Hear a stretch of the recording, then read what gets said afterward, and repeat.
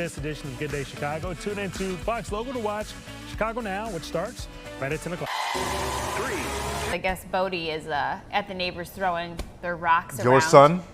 So my son is at the neighbors throwing rocks. Yeah, this is the picture. I would show you guys. They're like that's a big pile of rocks in the driveway. Rocks. That is a major. Can you see? It's kind of fun. If you have a little toddler, they just like to throw rocks. But he's in the neighborhood. My husband texts me. He's like, I asked Doug if he could throw the rocks because I'm sure that he doesn't want them thrown all over his driveway. But I'm like, watch for the choking hazard, you know? Oh. That's what I'm doing. How are you doing today? Good. First day back to school for my oldest. So if we're talking about pictures, I got him going into 4th grade. He's the king of the school because the grade school now only goes to 4th grade. Oh, okay. And so now they're, the big kid on the block now. No Wild way. to see. I need to figure. Okay, so my daughter, we were talking about how wait till 8th for the phone. Yes. And how we took the pledge. Yeah, and I want to do it too. But my daughter got you suggested a watch. Yeah. So I'm wondering if today she's gonna call my husband. Oh, does she have the watch She has on? it on at school today. Wow. I kind of told her, which the teacher's probably gonna yell at me, but I was like, if you go to the bathroom, you could text your dad or call him or on the recess. But I don't know if they're allowed to. Caitlin, you're opening a can of worms there. Are they allowed to in the bathroom? Well, Yeah. I mean, is that crossing? We have something called, I believe it's called school time, where the watch is severely disabled during the school day because you don't want to check. But at the same time, I think in case of an emergency and everything. So don't quote me on that. It might be fine. I'm breaking the rules already in kindergarten. Yes. It's just the beginning. Yeah, all right, we got a packed show as always here on a Wednesday morning. This is actually a topic. Have you heard of buckthorn at all, or honeysuckle? Since you brought it up this morning, honeysuckle. I'm such a nerd that I bring this up from time to time. But the thing is, there's a kind of a personal connection here. Okay. My parents, buckthorn is an invasive species, and we're going to be speaking with some conservationists about.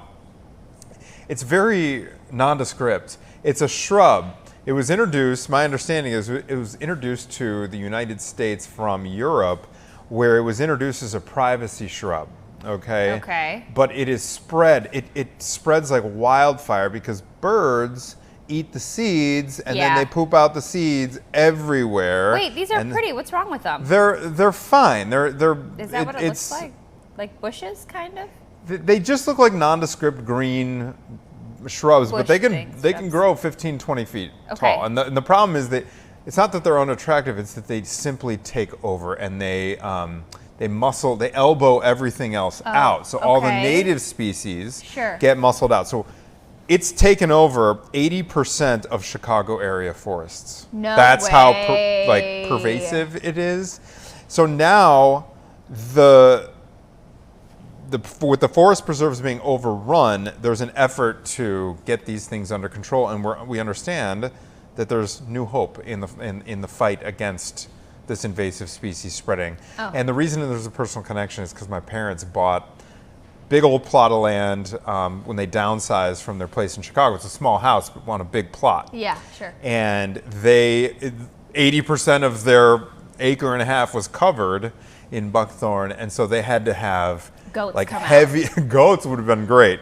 Heavy equipment. Oh man. I mean, a lot of heavy equipment, clear it all out. So I've learned, that's why I don't just know random stuff like Mike Kaplan about buckthorn. There's a reason I'm kind of knowledgeable on it.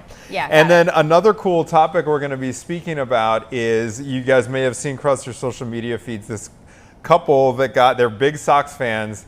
They got married on the field in a big public. I mean, it was a very quick ceremony, but it was officiated by none other than Sox legend Ron Kittle. And we're going to be interviewing them live, so I can't wait to hear about that. And then finally, we spoke about this earlier in the week, this Ozempic red flag perhaps. You know, we've been hearing nothing but positive things about the semaglutide drugs, Wegovy, Ozempic, Mounjaro, those kinds of things. But there's apparently a link between folks who have, with patients who have type 2 diabetes, loss of sight, blindness, with regard to these drugs. So there's a lawsuit, and we're going to be speaking with a couple of attorneys who are involved in this lawsuit. So that's where we're going to start off. That's how we're starting off. Do we have Grace and Sarah on the line? Hi. Hey. Good morning.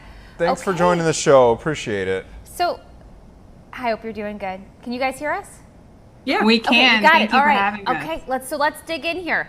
Ozempic and other GLP-1 medications have shot up in popularity over the last couple of years, with millions of Americans taking the drugs to treat both type 2 diabetes and for weight loss. But there's a new lawsuit that alleges the drug can cause serious eye problems and vision loss, specifically the rare eye disorder. Do you know how to pronounce this? Naion. And Naion? Perhaps? Naion, sure. Naion. Okay. The patients weren't properly informed, so we have two attorneys joining us, as we just mentioned, that are part of the litigation. Sarah Couch and Grace Chandler with Motley Rice, LLC. So let's get into this. What have you found that links these semaglutide drugs with this rare eye disorder? Yeah, so I'll start. First, thank you so much for having us. We think this is a really important to get out to everyone, potential patients and consumers. There was a science article that was published last year showing a marked increase in Naion, which my associate Grace here always calls eye stroke, which is a lot easier to understand because it's like your eye has a stroke and you can no longer see. It's very serious and it's typically irreversible. And it showed a marked increase of eye strokes in individuals who are on semaglutide. And since then, there have been multiple publications that have replicated these results. And so it's quite concerning. And we think people need to know, particularly because if you do lose vision, it's typically in one eye, but if you stay on the medication, you're putting yourself at risk of loss of vision in both eyes. Has that happened? Has there been a patient that has lost eyesight in both eyes? Yes. Yes. So Wow. We represent clients who have filed currently in state court, New Jersey, alleging that their use of Ozempic, semaglutide, or Wegovy has caused them this condition. And as a result, some have only lost vision in one eye and then stopped the drug, but others kept on the drug and lost vision in both eyes. Can you guys real quick clarify whether this lawsuit has to do with the Naion itself and the link there, or if the lawsuit has to do with whether these patients were properly informed about the acknowledged risk of losing your sight? Well, it's both, right? Okay. So we are making allegations that this drug had a connection, their use of this drug had a connection to the condition that they now have. But we also believe that this company and this drug should have a warning on it for this condition. So there isn't a warning on it now at all. Are they aware of the issue? Were they aware before they released this drug? That's right. So currently there is no FDA required warning on this. However, I think if we look over to Europe and our European counterparts, the EMA has recommended to Novo Nordisk, who is the manufacturer of Ozempic, that they require a warning for this risk because while it is still considered rare, it is quite severe and patients need to be informed. And in fact, the fact that some patients continue using the drug and they put their other eye at risk of eye loss indicates that both physicians and patients aren't making the association between this drug and the risk of eye loss. We have just reported, I believe earlier this week, that these drugs are so popular now, the semaglutide drugs, that 1 in 10 Americans or something astounding like that are now on them. Can one of you tell us about what some of your clients have experienced here? Okay, so they're doing the shot. What happens from there? Is this a gradual thing? Is there pain involved? Do they suddenly get, like temporary loss of sight in one eye? How does it all play out? It's sudden. It is quite literally, you wake up and all of a sudden you can't see out of one eye. So it is it is painless. And so, yeah, that in talking to our clients, that's their experience, is that one day they wake up and they can't see out of one eye. Oftentimes it presents, a lot of people think blindness is just black. Mm-hmm. It actually, there is a, certain scale that ophthalmologists have for what legal blindness is, but It is really severely blurred vision. It could be black dots that surround enough of one eye that constitutes blindness, but it is sudden and it is painless. So talking about how 1 in 10 Americans are on this drug, are there any specific people, different health, maybe previous health issues that would make them more susceptible to the blindness, or should everyone who's taking Ozempic maybe consider getting off because of this issue? So that's a great question. We know that there are certain risk factors that can predispose you, including being diabetic or having high blood pressure. But I think that the science, while it is establishing the risk factor, is still emerging in all of the mechanics and risk factors, and that everyone, given the severity of the consequences of losing your eyesight, should consider this when they are deciding whether this is the optimal treatment for them.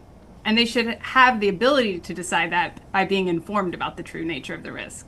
I want to point out that we have reached out to Ozempic for a comment on this. I will say that to other outlets, the manufacturers of Ozempic have said that they list changes in vision as a possible side effect. I do want to read a little more of their statement before we chime back into the conversation.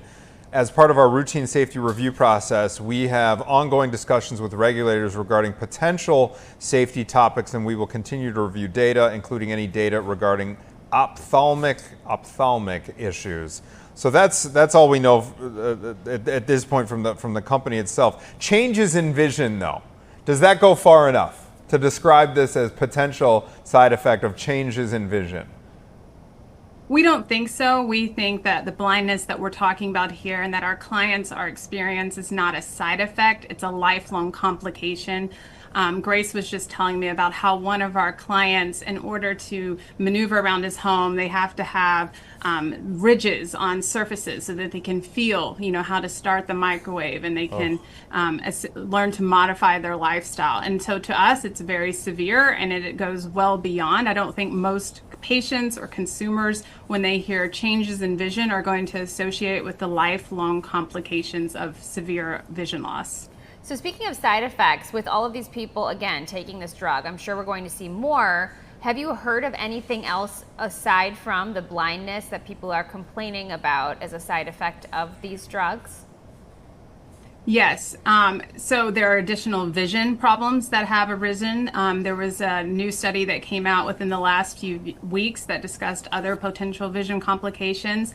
In addition, there are lawsuits that have been filed, over 2,000, alleging different complications of intestinal blockage and gastroparesis, all which are severe, have required hospitalization, surgery, and some have resulted, unfortunately, in death. Do you guys have any numbers at this point in the game of how many American Ozempic or semaglutide users have suffered vision loss or changes in vision? That's a great question. The FDA keeps track of adverse event reports that the company has to report to them. Mm-hmm. So we do have some numbers we can look up that go specifically towards vision loss and vision issues. The way that database works, it's hard to know exactly how many have this condition, but it's something that we are tracking, and obviously we hope the company is tracking as well. And we hope to discover that as part of this litigation, that once we get information from the company, we'll be able to actually find out how many people have complained about this to the company. But for now, how many complainants or plaintiffs are involved in your lawsuit specifically? So there's 21 that are filed in state court in New Jersey alleging the NION, the NION, as a result of the use of Ozempic. And their experiences have all been pretty similar, would you say? It's similar in the sense that they all have this condition to some degree. Like I said, it usually starts in one eye. So some only have it in one eye, whereas some it's progressed to both. But yes. So what's the next step in your lawsuit, and what are you hoping comes from this? So what we're hoping comes from this is that the manufacturers will choose to act and inform patients and physicians of the true risk of the product. Based on our experience in litigating pharmaceutical claims, the manufacturer is always the one that has the most information about the adverse events and the risks that are reported to them. The next step is there's been an MCL, or a multi-county litigation petition, filed in New Jersey. We're waiting on the judge to rule. If they rule accordingly, it'll be consolidated and we'll proceed forward with discovery on these specific claims. So right now, do you guys have counterparts in other states? You mentioned, your 2021 plaintiffs in the state of New Jersey. Paint a picture for the landscape of what this could become.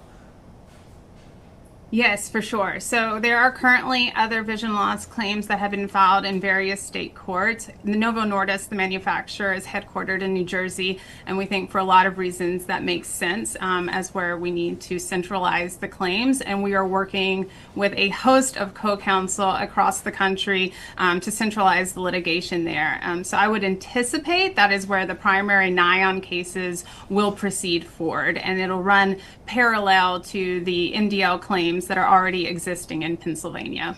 So you mentioned the European counterpart to the FDA recommending that this is on the label of warning to consumers. Do you think that the United States is going to partner up with the European side of the FDA and kind of come together as an action against these drugs? So we do know that the FDA is looking into this. So what typically happens is that the EMA, the European Medicines Agency, might be a little ahead. But we have every reason to believe that the FDA will offer the same recommendation. But yeah, so right now the FDA is, I believe, in process of looking into this in the same way that the European Medicines Agency did. How unusual is this in terms of disclosing the potential side effects? Because it gets made fun of a lot when you see commercials, for example, for different drugs. You'll see like slow motion, a couple enjoying their day, but then underneath it, you'll hear the voice track saying, "May cause blah, blah, blah." You could die. You could, and then and then eventually they get to or death. Yeah. You know what I mean? So like the American public is used to seeing these like cover-all disclaimers in the advertising. How unusual is it for something this major to not be out front like we've seen in so many other advertisements for so many other medications? Well, unfortunately, in my almost 15 years of litigating against pharmaceutical companies, I would say that this is more of a pattern in practice than an uncommon occurrence. I will say that I think we're not here to try to wave red herrings or flags, but we do think that if there is something that is a severe lifelong complication and not just a side effect that's transient in nature and likely to go away, that people need to be informed even if that overall risk is rare. And we know based on the science that some people are more susceptible, but unfortunately there's no magic test we can do right now or a physician can offer to know who. So the best we can do is to inform patients and physicians so that they can do a full risk-benefit analysis. Have you ever seen, in your experience, let's say we're talking to people who use Ozempic and it's really changed their life for the better, and maybe they don't want to get off this drug. Have you ever seen, when there's an issue like this that comes up, that the manufacturer can take it back, find out why this is happening, fix it, and then re-release the drug?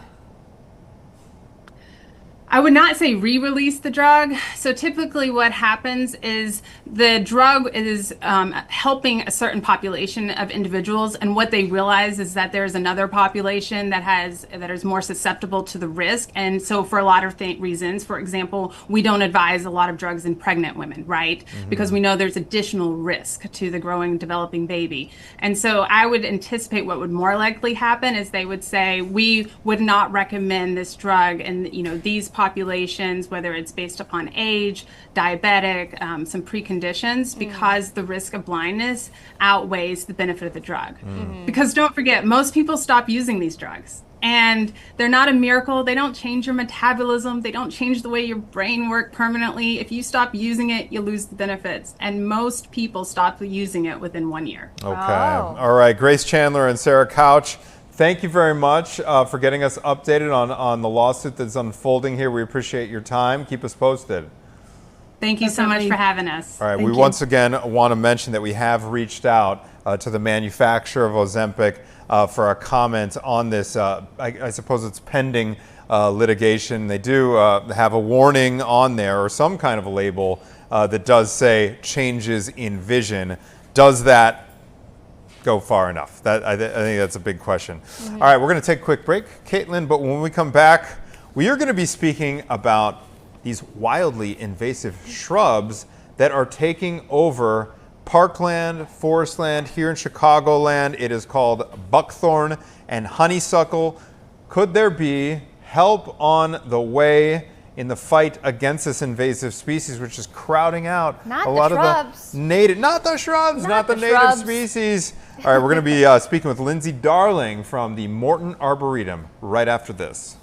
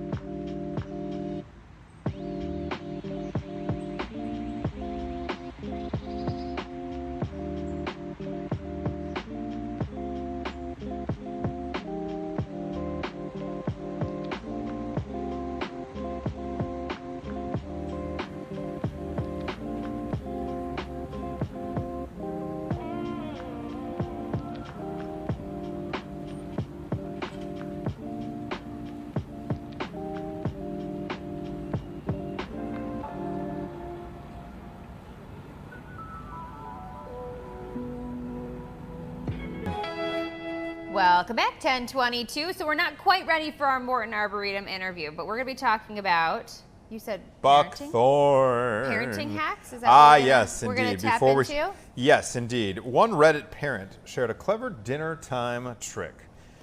She made homemade food, look like takeout. All right, so stay with me. Here's what she did. After cooking the stuff herself, this very clever mom packed the meal into restaurant-style containers, set it on the porch, rang the front doorbell, and then let her kids discover the delivery, and the kids were thrilled. They obviously were convinced it was takeout, and they ate it right up. And they said, "This is the best thing I've ever had." I like that. Yeah. So I think that's great too. I think that I have a question about dinner time. It's deception, but it's we're going to allow it. Yeah. We're going to allow it. So yesterday, Gray and I were discussing, and we didn't come to a conclusion. Okay. I am a terrible cook, so a lot of times, if you go to like Costco or Sam's Club, you can buy like a pre-made meal that you just kind of pop in the oven. Yeah. So we get these like stuffed peppers a lot. Nice. That they're good, but we bought this stuffed pepper situation, and it was a a sell by date of 2 days prior. Ooh. Sell by date. Okay. And then I was like, well, when was it packed? Okay, so today's the 20th. It was made on the 14th. Okay. But the sell by date was like the 18th. Anyone sick? Did you eat it? And did Grady anyone get sick? made it, but then we both chickened out. Oh. Like, would you eat something like that? Sell by date of the 18th. It's the 19th, but it was packaged on the 14th. Depends on how desperate I am. there's different schools of thought here because some 3 days, right? Some folks say that those sell-by are just suggestions. Suggestions, yeah. Or you've got a couple days after that. It's not yeah, the exactly. best You got a little date. grace period. Oh, this is something else. If you didn't know, you guys, coffee creamer. If you open it, it has a date on it. But if you open it, you've got to use it within 7 days. So don't go off the date on the bottle. Oh. There was another one too, where it's like if you open it. Oh, lunch meat. You open it, that date on the package doesn't count anymore. If you open the package of lunch meat, the clock starts you've ticking. got to use it within 7 days. The meter's running at that point. But some people don't know that, including Grady. I had to tell him, this is bad now because it's been in the fridge for 2 weeks. Speaking of parenting hacks, I heard a great one. Okay. From well, she's like a parent blogger, but I follow her on social media. She's been on the show a couple times, Rachel Fritz. Yeah. She posted something that I find brilliant. You ever been in Target with your kids to like buy specific or like toys? But you're there to buy like groceries or Yes. household items, Can and I then get something? Yeah, exactly. Can I get something? Every time. So Anywhere. here's the hack. Everywhere. You ready for this? Yes. This is gonna blow your mind. It's Okay. so good. Oh. So you know how you have to like turn them down, reject them constantly. No, put that back. Yes. Come on, Yes. guys, Yes. away from the toy. Yes. All right. So here's what you do. Okay. You take a photo of said item and say, I'm going to log this. I'm going to keep a record of it on your want list, and we're going to keep these pictures, and we're going to, later in the year, they'll be available to so we don't forget to deliver it to the list to Santa later in the year. And so what happens is, not only do you this is twofold benefit. It has the potential to get them off your back temporarily. Okay, fine. You can't get it now, but at least mom took a picture. At least, and then number two, down the road when you've forgotten or when you need ideas for what to get your kids for Christmas or the holidays, Look at the list. all of a sudden you've got a little camera roll. I don't think that would work for me. You don't? Why not? No, especially with Darcy. No way. She's too persistent? We went to the dollar store to get a gift for a birthday party we were going to. This kid wanted Play-Doh, and she would not let it go. I thought, oh, she'll forget. Play-Doh is such a waste of money in my house because my kids take it out, they leave the caps off, the stuff dries up. Yeah, it dries out. It's trash. Gets into the carpet. The next day. Oh, slime is the worst. She remembered the next day. Oh, for sure. Wow. But she's one of those funny kids that like really hones in on stuff, or like she'll pack her bag with things, and if like she can't get it closed, she gets really upset, or if there's something missing, she knows it's missing. So she's just got. But maybe with other kids that I think aren't that as, actually speaks well of her, how she's going to have a lot of perseverance later in life. She's a very unique individual. But yeah, no, I like that idea though. That's cute for some kids, for sure. Not yours. Maybe when they get older. I think that'll work for mine. Would it? Would Yeah. it work for yours? As long as they're not watching right now and know the hack. They're in school. They found out. Hey, here's another cool thing. 3 Chicago area high schools have just been ranked among the 100 best in the U.S. No according way. to the definitive folks over at U.S. News and World Report. They were the ones that came out with all the college rankings. Okay. And so these 3 want to send out some congratulations to the following 3 illustrious institutions. At number 32, Peyton College Prep. Wow. Yes. Well. We were out there this week. I believe Elizabeth was out there earlier this week. We love Walter Payton. Yes, we love we Brittany do. Payton. We love Jared Payton. The whole family. They're fantastic. Chicago royalty right there. Shout out to Obsessed. Brittany. We miss you every day. Oh, sweet Brittany. Number 40, Northside College Prep, everybody. Yeah, the Northwest, the unbelievable institution there. And then at number 72, Lane Tech. Yes. Which they are like, you hear a lot about. They're You like hear about all the time. 4,000 kids, selective enrollment. So Yeah. amazing staff members there. And then out in the burbs, okay, there were a number of other Illinois schools. Whitney Young. Oh, that's in Chicago as well. 104. Jones, which is right down the street here. Yeah. 106. Nice work, Jones College Prep. IMSA, which is the Illinois Math and Science Academy IMSA. out in Aurora. Yeah, IMSA for those in the know. 120. Stevenson High School at 203. That's a perennial. They make the list every year. Yeah. Hinsdale. U of I High School in Urbana came in at 124. I wonder if Natalie is familiar with them. Hinsdale Central, number 302. And finally, Hancock College Prep. That is here in Chicago as well. They came in at 314. Nice. Unfortunately, my alma mater, New Trier, nowhere to be found on the list. What's going on, Trevians? Jeez. Okay. Jeez. Do you ever look up like the niche score for like schools and stuff? What's schools the niche and communities? It's like a website you can go to rate to see the ratings of like different schools. No. Have you gone back and researched you went to high school in Michigan, right? Yeah. And Not great. Not great? Not great. Hey, you came out just fine. You know what? Yeah. You came out just fine, Caitlin. I did. Yeah, I remember I was. Do I hear a baby? There's a baby in here? Uh-oh, Caitlin is going to have to, she's going to go nuts now. This is like, That sounded like my baby. Whose baby is here? You'll see. Wait, on our show? Oh, we got babies in studio. Caitlin, this is your wheelhouse.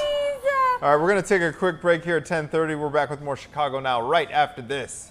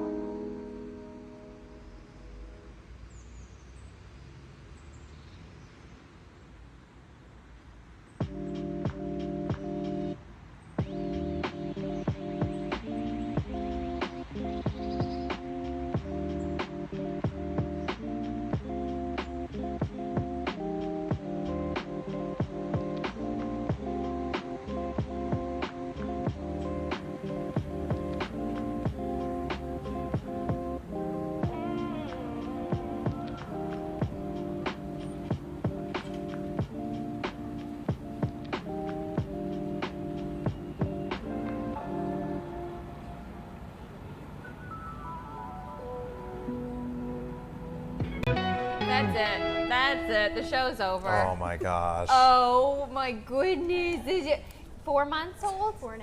4.5 month old baby girl. Mm-hmm. Oh. Hi, honey. I saw you on the video too. Oh, you got a smile out of her. Who's this right here? This is Heidi. Heidi. And how old is Heidi? 4.5 months. 4.5 months. Mm-hmm.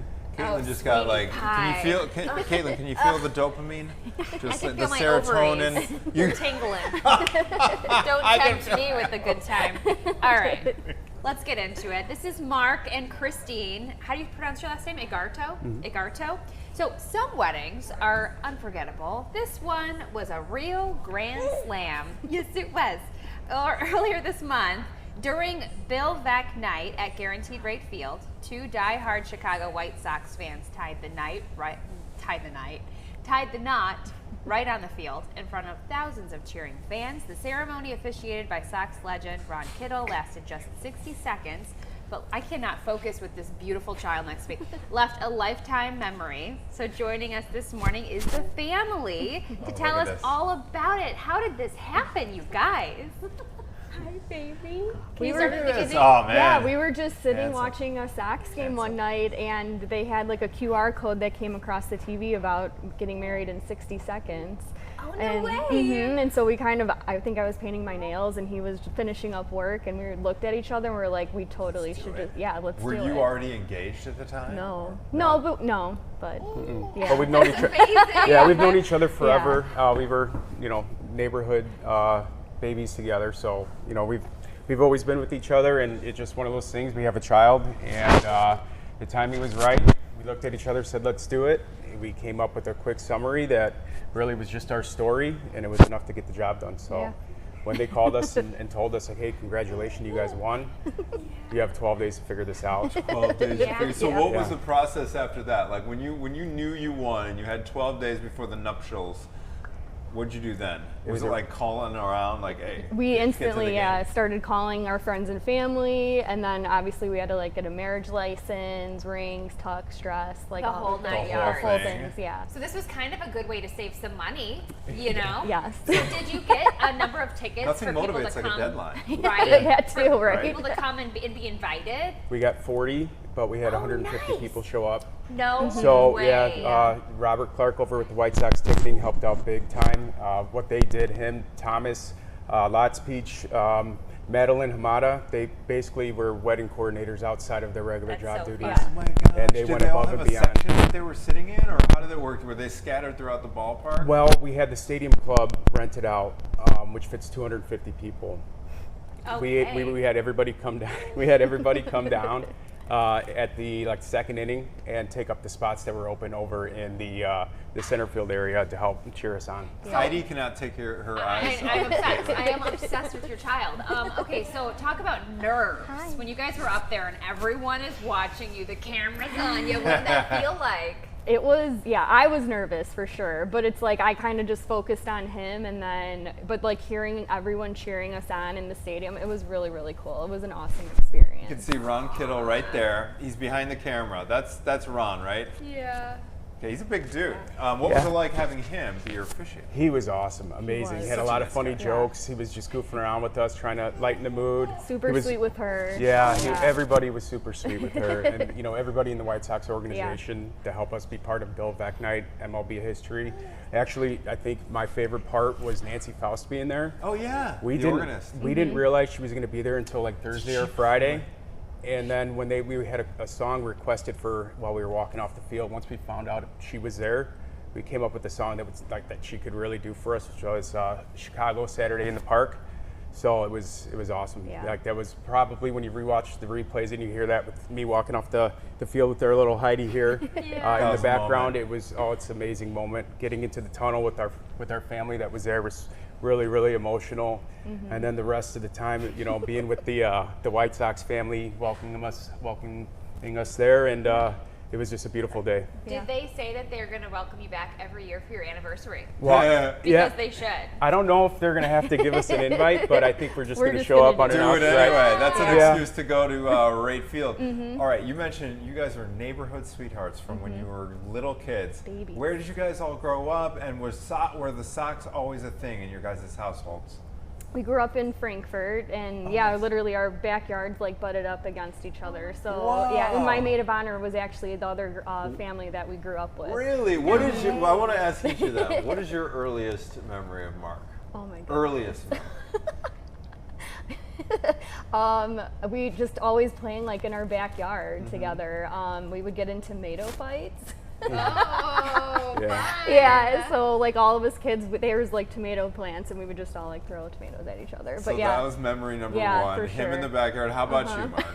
You know, I'm 2 years older than Christine, so I think I remember her a little bit younger before the tomato fights. But you know, our parents were friends, and you know, they would talk. We would talk with them. So it was just kind of like, you know, when I think back, I can't think of a time where I didn't know Christine was This is there. literally my dream, and I joke This about it is all the so time with cute. my neighbors, like arranged marriages. All of our neighbors have like, you know, the opposite sex, same age as our kids, and like you guys would be just so Yeah, stinking no, cute. it does happen. Right? Yeah. Did you guys date growing up? So were you in high school, like middle school? Did you date each other? Right out of high school, we dated for a little bit, but then we kind of just went our separate ways for a little while. But I mean, the universe brought us back together, and here we are. So. Yeah. What was the moment that you kind of came, you know, after being apart for a little while? How did you guys come back together? We just always were in contact with each other, really. And then, you know, when we had moved on and then we reconnected, it was as if everything just came back to the way it was supposed to be. And we just didn't miss a beat. We were just on it. And then, you know, a few years later, we introduced Heidi into the world. And we always knew that we wanted to get married. That's why when this came up, you know, we were very fortunate that the White Sox picked us, but at the same time, we were just in a perfect position to do that and not be just like some type of promo that's not taken seriously. Like, you know, we're going to be there every year for our anniversary. Christine wants to wear her dress. I might wear my tux. We'll see. Good. We want to just be a part of the moment. And, you know, to be associated with Bill Veeck alone is just such an honor. So let's talk about being parents, because you said she's the light of your life. What has it been like being new parents? 4 months in. It's a big adjustment. It totally is, but I wouldn't trade it for anything. It's literally the best. Yeah, it really is. And you never know until like you're in the moment either. Like you hear everyone talk about it, but honestly, like the moment she was born, it was like this like immense love that you just never knew you could have, and it's amazing. For you guys. Yeah. Where was she born? Here in Chicago? Yes, Christ Hospital. Oh, very nice. 95th, right there. Are your folks still in those same childhood homes? Unfortunately, no. No, okay. Yeah, but we still drive by them because Okay. like Are you guys down in Frankfurt still? No, we're in River West, but our family members are all still down in Frankfurt. So whenever we go to visit friends and family, we always end up driving past We'll take the long way houses. sometimes. Yeah. You know. Yep. This is so great. So sweet, you Maybe guys. one day Heidi gets a little bro, little sis. Yeah, Maybe. we're thinking about it, you know. No pressure. Yeah. No pressure. Yeah, but you know, it's really crazy. We had 4 people that went to Lincoln Way East together, and somehow, some way, we helped make MLB history with the Chicago White Sox, and I just don't know how lucky we could be and fortunate for them for picking us, and we were just really, really proud to be a part of it. This was all meant to be. It was a QR code on TV, and look, now you're married and your beautiful baby. When I was watching this, we covered it earlier this week, and your baby, I mean, goodness gracious, Heidi stole the spotlight. You held her up. I was like, it's like a Lion King moment. Yeah, So sweet. everyone asked, well, did you plan that? I knew that I wanted Christine and I to walk more towards center field and just see everybody. And then once I saw Heidi and I saw our friends and family in center field, I was like, oh, this is awesome. We got to do it. Was listening to the music with Nancy Faust. It was just, it was an With her epic little movie. skirt. It was so cute. What a treat. I'm so glad we've gotten to cover this because we covered it when it happened, and just to meet you guys in person. And for you guys to make the so hike great. up to the station even with Heidi, thank you so much, because I give you credit. I mean, baby, nap times and all of the things, but we're so thankful. Yeah. Well, thank you guys for having us. Yes, This is absolutely. awesome. Yeah, Congratulations thank to the entire family. Thank you guys so Thank much you. for coming in. And keep us posted if the family grows one day. For Mark sure. and Christine, Year after year, your pictures at the field. Definitely. Yeah, for and sure. 4.5-month-old Heidi, who cannot take her eyes off of Caitlin. All right, you're not going to be able to give her up. Caitlin's going to steal her from you guys. Oh, God. All right, we're back with more Chicago Now after this short break, everybody.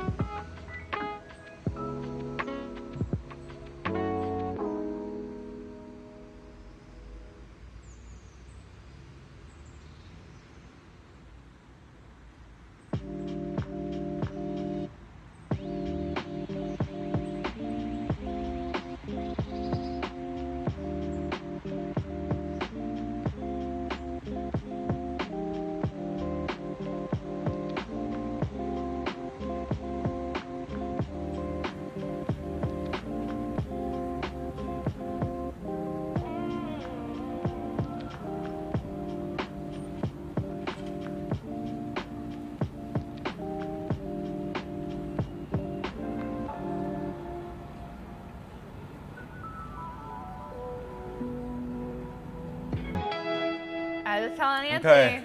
I gotta have another one. Gotta do it. You Gotta gonna be do okay it. for this I last don't segment? think so. Is your dopamine They let still? me hold her, you guys. I just got Caitlin to Cody. hold her. Caitlin Cody, you're a super mom.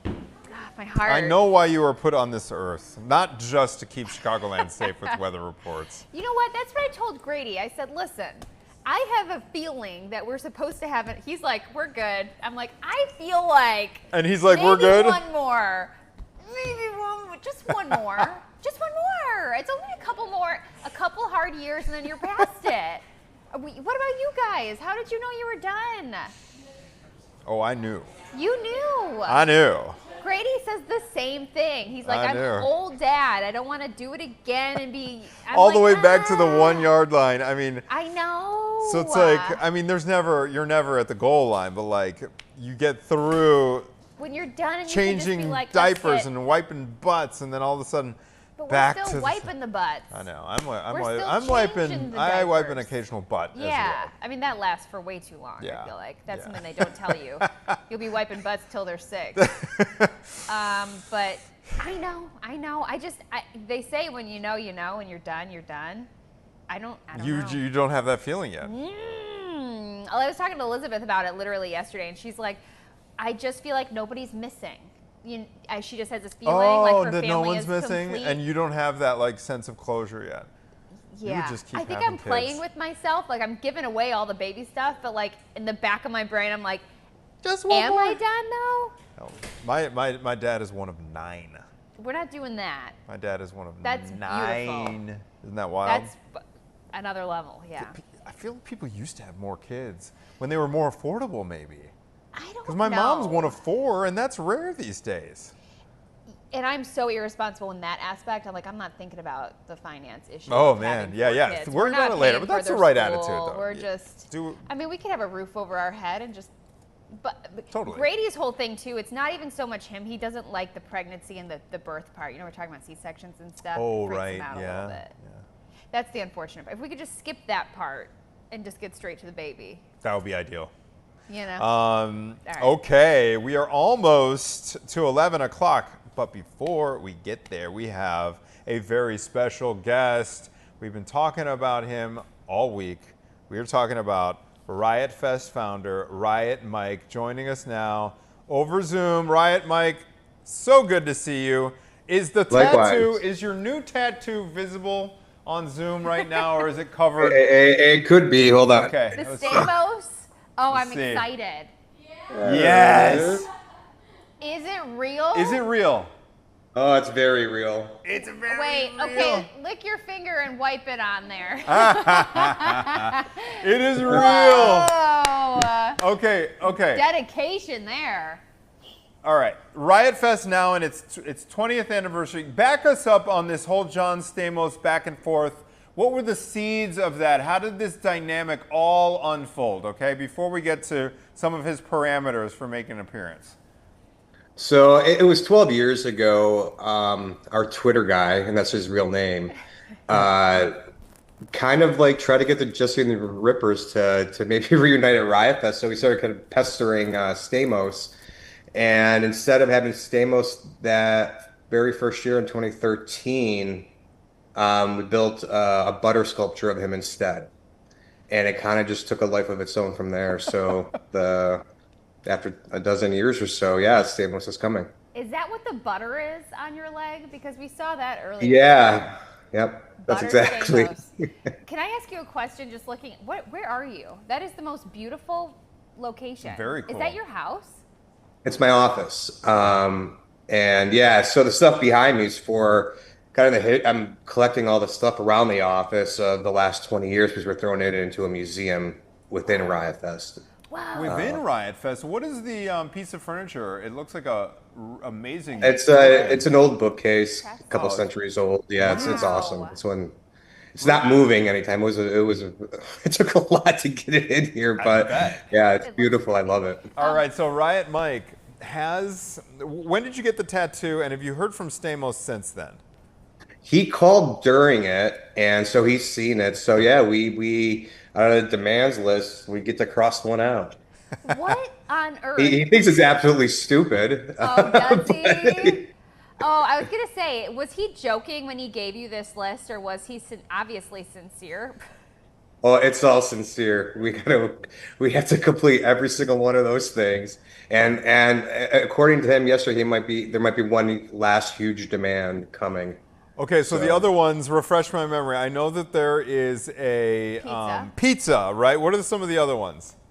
We have to, or somebody in Chicago has to do an official pizza for Stamos. Like, we can't look at his hair at all when he's on site. We have to do a look-alike contest.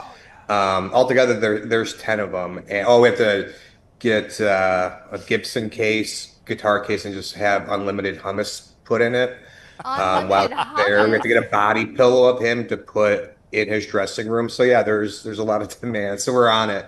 You better be on it, because it would be very disappointing if you missed one and you got a tattoo for nothing. You know, I think he's gonna come either way. Giordano's Stamos Supreme. What do we know about the Stamos Supreme so far?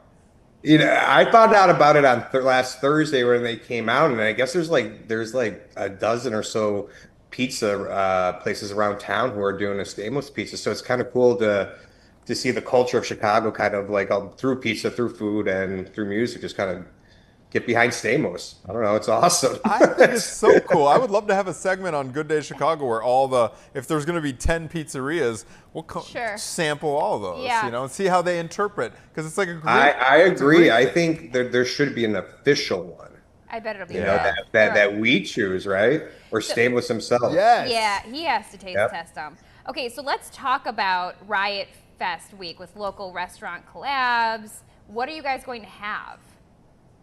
So next week, we used to have a pop-up restaurant. We did a pop-up restaurant one year called Riot Feast, and that's kind of where the name came from. But we've always worked closely with a bunch of restaurants, even from like just promoting us within the restaurant to actually being on site and doing stuff. So next week, we're kind of unveiling all the food that's going to be there, and I'm going to keep a lot of it under wrap, but it's probably the best curated food lineup we've ever had. On top of it, we're doing, announcing some collaborations with like Goose Island, Riot Pop, and it's just going to be all focused on food next week. As we get into Labor Day, and then it's all just about all the other crazy stuff we have lined up that we haven't announced yet. It's a big year for our 20th. Absolutely. So. You guys are doing it in style. Now, we just hosted a couple here in studio that got married in front of the entire stadium at a White Sox game. What is this wedding chapel? What is happening there? It started like when Riot Fest used to be indoors, used to be in the clubs. So in 2008, kind of performed the first marriage at Riot Fest, and that was only a couple of years in, and it's kind of grown into its own thing where people want to get married at Riot. So we actually built a chapel, pews and all. Wow. And I think we have like over 30. We're doing over 30 this year, so that should put us close to 200 altogether, I think. Wow. Over the years. That's unbelievable. It's better than it's become a tradition. Yeah. So you got 30 people celebrate couples. their anniversaries there. We're thinking about next year. All these buildings I'm talking about, whether it's the museum or the chapel, they're all in this little part of big part of the park, and we call it Riot Land. So there's all these installations. So we have like a Quickie Mart from like the movie Clerks. It's all kind of references to cool cultural pieces that kind of took a life of its own last year. So all that stuff's located there. So circling back to John Stamos, he's going to perform. Have we heard him perform? Maybe perform. We still got a lot of with the Beach Boys. Got a couple of things. Does he play an instrument, or is he going to be singing? Perhaps. He plays drums and guitar, and he sings too. So it's if they fit him in the set. Wow. What do you think? I think so. I think this is all going to happen. I do remember Uncle Jesse and the Wailers, right? Back in the day on Full House. What was that, the early 90s, mid 90s? Yeah, it was like late 80s, early 90s. Yep. Yeah. He's coming. It was Jesse and the Rippers. The Rippers. That's.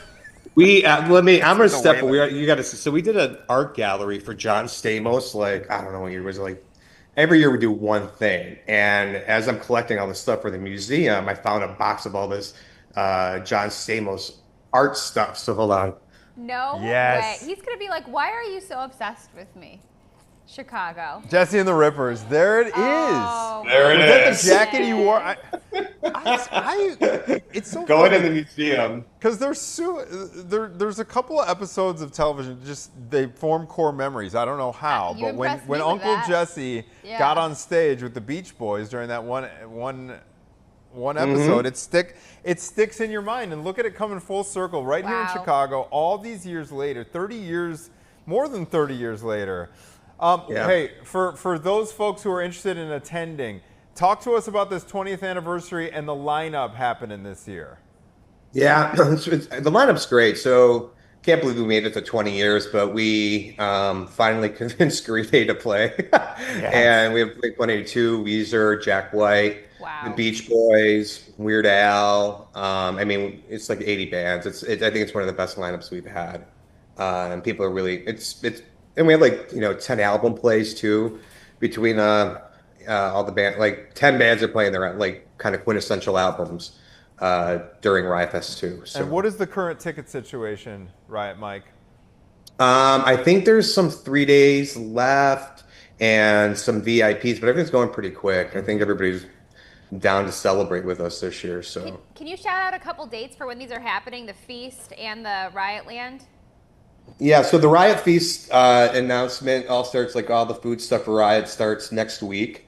It's all kind of our Riot Feast week. And Riot Land will be announced after Labor Day and all the activations we're doing where we got some cool stuff happening. I'm really excited. Wow. We are too. Too much time into this as we do booking bands, so. That's awesome. All right, website, social media account. Where should all that stuff. It's all Riot Fest. Just Google it, you'll find all our stuff. That's if you go there for tickets and just kind of see all the stupidity we're doing this year too. Hey, the stupidity has stood the test of time. Hey, congratulations to you on 20 years. Let's look ahead for a second before we let you go, Riot Mike. Are we going to be here 10 years from now, 20 years from now? I think we make it. Woohoo. Yeah, why not? Yeah, we'll do it. Why not? You do great work, sir. Party. That's awesome. Have an awesome one. Congrats on 20 years, sir. Thank you. Thank you. All right, 10:57. How unbelievable. The lineup that they've got is amazing. So unique. So unique what Weird they Al, do. that's fun. Wedding Chapel, all those treasures he has. Yeah. In his loft there. And the fact that he got a tattoo of Stamos. That is hilarious. I mean, and that thing is fully... Like, I mean, illegible. You can't turn it Anita into had raised some questions that maybe that's a temporary. Look at that thing. That is legit. And it's not like he just phoned it in like, hey, I'm going to put it on like the back of my ankle where no one can see it. It's like a tiny thing. That is like a legit. The thing is, you can tell for Riot Mike, that is a badge of honor right there. Honoring like years and years of back and forth. What's in the middle? It's butter something Stamos. What? Speakers? Speakers. Butter Stamos, and there's speakers. Speakers. Wow. Okay, yeah, there's that's a lot. That's his whole leg. There's a lot of symbolism to Stamos behind there. All right, Caitlin, you and I are out of time. We're about to hand the baton off to I'm gonna go find that Ewing baby. and Gabby Primus. You're gonna go get your hands on Heidi. We thank you for joining us for our Wednesday edition of Chicago Now. Caitlin and I will be right back here. Mañana, everybody. Have a great one.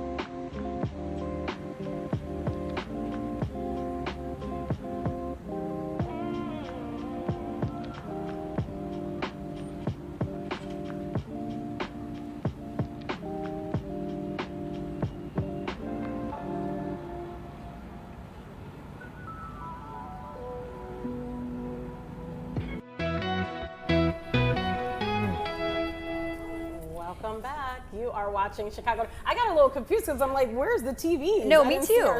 Because our monitors were off just for a second. Yeah. But yes, welcome to the 11 o'clock hour, Chicago Now. I'm Gabriella Primus. I'm Tia Ewing, and it is hump day. We're almost through the week. We are almost there, Tia. You know what? And it kind of feels like a Wednesday this morning. You know, like I feel like Wednesdays progress, right? Yeah. You start off like, oh, you know, we're not done with the week or we're not even close. It's like, no, when you get later on in the day, you're like, no, we're getting closer. Tomorrow's Thursday. We're feeling good.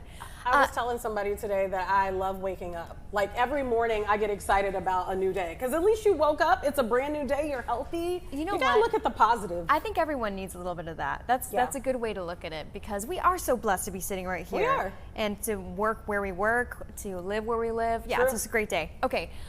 We have a couple things to talk about do. later on in the show. Actually, I have a question for you first, Tia. Do you think it's okay to look in your partner's phone? Or is it always crossing the line? Well, I've done it before. Okay. I would say this. If you're going to look in someone's phone, be prepared for what you may not want to see. That's true. Very true. Well, I think a lot of people feel different ways, right? So later on, we're going to be talking to a therapist. They're going to help us break it down, maybe give some different perspectives on it. Oh, yeah, I've done it. Everybody's done it. You know what? I'm kind of that person, though. I have no chill, Tia. Okay. Also, let me find out you're crazy. We have been talking about how Taylor Swift made that appearance on the New Heights podcast. Yes. And a big part of her conversation was treating her energy like it's a luxury item. As you should. I think that's a really good message for everyone. So we're bringing in a energy mastery expert to share how to protect and recharge your energy. But first, we have some breaking news that came in last night. Yeah. You've been all over this story, Tia Ewing. You probably made this story. So tell us what's going on. Well, what's interesting about the story is that we've been following the story of Bam Bam, the 14-year-old dachshund that was an emotional service dog to a blind man known as Angel Santiago. That's Bam Bam right there. And I was literally having conversation with Angel and Bam Bam was found. He basically was letting me know that Bam Bam had been found. I think it happened like 2 hours before, you know, we had our conversation. But yeah, he was reunited with his dog. And it's pretty simple. A couple, a female and a male, walked into a police station, dropped off the dog, didn't want to be interviewed, didn't want to be questioned, and walked away, which is ultimately really what he wanted. And so this dog, I think you were asking me, how long was the dog gone? And this is really the miraculous part, I think, of the story. The dog was gone since June 5th. Today is what, the 20th. So that means 2 months and 15 days that the dog was out there. And so people have been asking the question on social media, like, do you think that this couple kept the dog or anything like that? Based on the dog's condition, it at least appears, and I'm not the vet, we're gonna actually talk to Angel, we're gonna get all of that squared away. But based on what it appears, it seems as though this dog was wandering around alone. The nails were very long, very thin. Clearly wasn't being taken care of. I guess it's possible he was in someone's house, but kind of looking at his nails, it seems like, you know, he was out in the wild roughing it out, and he has an injury to his face. So it's not clear if, you know, that means that he came in contact with a raccoon or another dog or even, you know, any type of rodent that's out there. So yeah, but this is a positive story because, I mean, they say it's similar to like people. Like if you don't start locating people within the first 48 or 72 hours, something is wrong. It's the same kind of like thought process behind a dog too.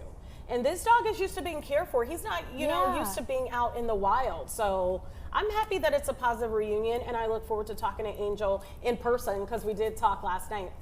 But I look forward to seeing how this all plays out in person. Yeah, I look forward to seeing your interview and your story later on. Like you said, it would seem like it was a true partnership between the two. You know, like we said a million times before, having a dog or having an animal in your house, it's part of your family. It is family, and especially in his case. So I know that this story really captured the hearts of everyone here in Chicagoland. I mean, the outpouring support was crazy. Wasn't there a GoFundMe page also that went up? There was a GoFundMe page. The GoFundMe is still in existence. It raised $19,000. Wow. People thought that money, you know, initially Angel did not want any type of GoFundMe at all. What happened was viewers that saw our story were like, we want to step in and help. We want to help you with the search. And so they started the GoFundMe with the thought process of hiring a pet detective, which they did go ahead and do. They actually wanted to have a drone team out there looking for Angel. The thought process behind the GoFundMe was never to replace Bam Bam. It was strictly for the search of the dog. So at last check, when I talked to Angel, and I'm going to ask him about this today, the goal of the money, he wanted to donate the money to an organization for animals. And he also wanted to install more cameras around his home to make sure that, you know, it's safe, because some people went into his backyard when he was out there, clearly had to know he was blind, and took his dog in the middle of the night. So, well, really early morning hours, but nevertheless, it was under the veil of darkness. He's blind. He tried to hold on. I think you heard that in my report, as long as he could, but he had to let go. And you know, it was heartbreaking when he was saying, like, he could hear his dog basically like this crying of a bark in the distance, and it was nothing he could do. And he told me, let your eyes be my eyes so that you can help me find my dog. And so I don't know if these people that turned in this dog had any nefarious intent or anything like that, but if they did or did not, thank goodness they turned the dog in. I was just gonna say, thank God they did. Yeah, so the dog is safe. And so, yeah, I look forward to that reunion. I cannot wait to hear about just the moment that they saw each other once again. And there's actually video, too, of the moment that they saw each other, which will play in my story tonight. And I'm sure we'll have it tomorrow right here on Chicago Now as well. And Bam Bam is so sweet there. So cute. Okay, so cute. So we'll look forward to that. There's some other kind of trending topics, some conversation pieces, if you may. So one, I don't know if you heard this is not here in Chicagoland, this is in New Jersey, but pretty much this mom had gone on social media, gone on TikTok and shared this story that she was humiliated. Her three-year-old daughter, you know, they happened to be at a coffee shop, and like a normal toddler, they were sitting there waiting for their drink. It's kind of like cutesy coffee shop, you know, one of those fancy kinds. And the daughter, as a toddler sometimes does, was kicking around, kicked down this table that was in front of them. Well, it was a $1,600 marble table, like 110 pounds. Sorry to laugh. It's shattered. You're just thinking of story. Well, I have a lot of thoughts behind this, but go ahead. I'm listening. I'm all locked in. So, and correct me if I'm wrong, but the mother immediately, you know, said, "Let me pay for that." You know, gave her the credit card information. They took her driver's license and credit card info, and you know, the conversation is that.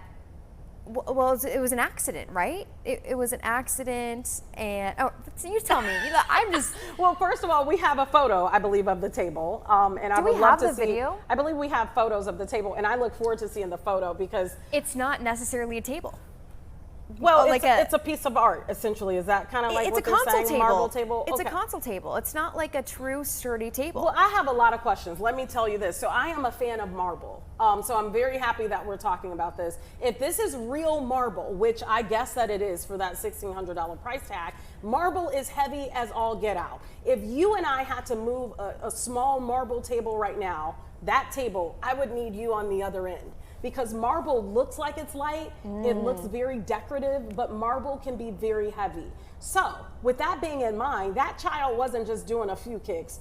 That kid was doing some karate kicks. And so what I would say is this, mom may not be happy with me because this says, this table was, it's exactly my point, 110-pound slab to fall. Okay. A 3-year-old kicking a 110-pound slab. That means that 3-year-old was out of control. And so, Mom, I'm sorry, you should have to pay up because you should have more control over your kids in public, and it's true. See, that's what that means. We needed a marble expert to go on TikTok and kind of rebuttal what she was saying. Alexis this is makes in the a lot house. of sense. Alexis, are you over there? Would you be? Oh, what do you think if your kid knocked over a 110-pound table? What does that say about the situation? There you go, discipline. Yeah, she said, I have not disciplined him enough. And that doesn't mean that I don't agree with people because I know we live in a day and age where people want to spank their kids and stuff like that. I think there's a way to discipline and not put your hand on your kid, but they know that mom and dad are not playing with you. Grandma and grandpa's not playing with you. Sit down and act accordingly in public. And if you cannot, then you will not be going many places in public. You know, Tia, this is why I love sitting next to you, because you just give a whole new perspective to the situation that I would, because, I'm like, I don't feel bad for her. I'm sorry. Okay, well, see, I was kind of hating, I'm not going to lie, I was kind of hating on Hazelnut Cafe a little bit, because I was like, why are you going to bully this little 3-year-old and her mommy? Okay, that makes a lot more sense. 110-pound table, 3-year-old. Also, like the video that they showed, the surveillance video, and I don't know if we can pull it up, it's okay if not, but it's so far away that you can't really see how close they are. So I bet if we had a closer angle, like you said, you would see the little girl going a little bit too far with her kicks. The only thing I can say is, here's the other side, okay? I'm gonna play devil's advocate and I'll look at the other side of things here. It is possible that maybe the table wasn't on a stable ground and tipped over easily. And that could be a possibility. I'm sorry, but that's my argument, because look at that. That's a console. Look, it's supposed to be behind a couch. It's not really supposed to be for, you know, sitting and eating and drinking, and that's what it's used for in that hazelnut cafe. So I don't think it's safe in the first place. They probably didn't know it's heavy enough that it would tip over, but I mean, there is a possibility when it's only held up by those 2 pillars. Yeah, I guess it's a possibility, but to me, it sounds like a parenting issue, and I'm sticking with it. Next card. You know what? I'm sticking with it too. Fine. I think so. I think it's a parenting issue. I'm just saying. Okay, so I had to ask you, I was like, creatine, that sounds familiar. What is creatine? And you explained it for me. It's a supplement. I know what it is. Yeah, it's a supplement. And you know what? I know Alexis, who we just called out already, she definitely knows what creatine is. She works out and lifts. She's a muscle mommy is what I like to call her. I love this audience participation. I know, right? We need to get a mic on her. Anyway, so yeah, it helps, I think build muscle. Correct me if I'm wrong, Alexis. Creatine helps you build muscle. So this golfer, Ben Griffin, says he accidentally overdosed on creatine during the BMW championship. Is it possible to overdose on it? I don't know. Can I have a bad day and say I overdosed on like vitamin D? I mean, shouldn't you know how much you're taking? I mean, how do you overdose on that? That's like saying I overdosed on coffee and I'm the one picking up the cup and drinking it. Like, shouldn't I know that this is gonna happen? I mean, yeah, he could have just set this clump aside, but he said he quickly felt unwell after he had a clump of the supplement that failed to dissolve in the water. So he just decided, okay, so I'm going to chomp on it a little bit. And he said he quickly felt unwell, describing tremors and anxiety. His caddy claimed it calmed him down and made him drink some water, and I guess that pretty much solved it. I'm just gonna say this. What is going on in our world? You got kids kicking over 110-pound tables. You got this dude overdosing on creatine. I mean, somebody took Bam Bam, or maybe found Bam Bam. Let's hope that they found Bam Bam in the street. Yeah. I just think that we just need to be a little more careful in our everyday lives. That's what I would say. I'm just reading on here. The effects hurt his start. Mm-hmm. So I don't know about this. Tremors and anxiety. He went 6 over par in the first 3 holes, but he recovered, making 7 birdies to finish with a 1 under 69, tying for 12. Sometimes I wonder, okay, is it just you making an excuse, like trying to find reasons why you didn't perform well? Mm-hmm. Maybe. I don't know. Maybe. We're really trashing this guy. I'm sorry, Ben Griffin. Yeah, you've been playing, I think, a long time, if I'm not mistaken, a decent amount of time. And so, you know what? You're entitled to one. We'll give you a pass. Yeah, we won't be so hard on you. I'm excited for this next topic. We're going to bring in a therapist. We're going to talk about phone snooping. Oh, man. I want to talk about that and so much more. You know what? I'm going to tell her, if it weren't for my man, like, guarding kind of his phone, not even intentionally. He's just always on his phone. So, and I'm not sneaky, so I can't really grab it. And it's not like I have, this sounds horrible. I'm really sounding like I have a toxic relationship. No, you're but I'm telling you, I have no chill. So, like, even though I'm in this, like, most secure relationship, I feel great with him. Like, I'm still gonna cause some issues. I think that's like I don't want to say a woman thing, because I don't want, I try to keep a sisterhood with ladies. But I do feel like women are nosier, in some cases more nosier than men. And so in our minds, especially if the guy's a good guy, this cannot be real, right? Because there's no real fairy tale. So I have to look in your phone. I have to find something crazy. And even if it's nothing, in our minds, it's something. And that's why I don't go snooping in phones anymore, because it can turn something good into something really bad really quickly, because your mind does play tricks on you. It does, you're right. Okay, we're gonna talk about the therapist coming up after this break. We'll be back.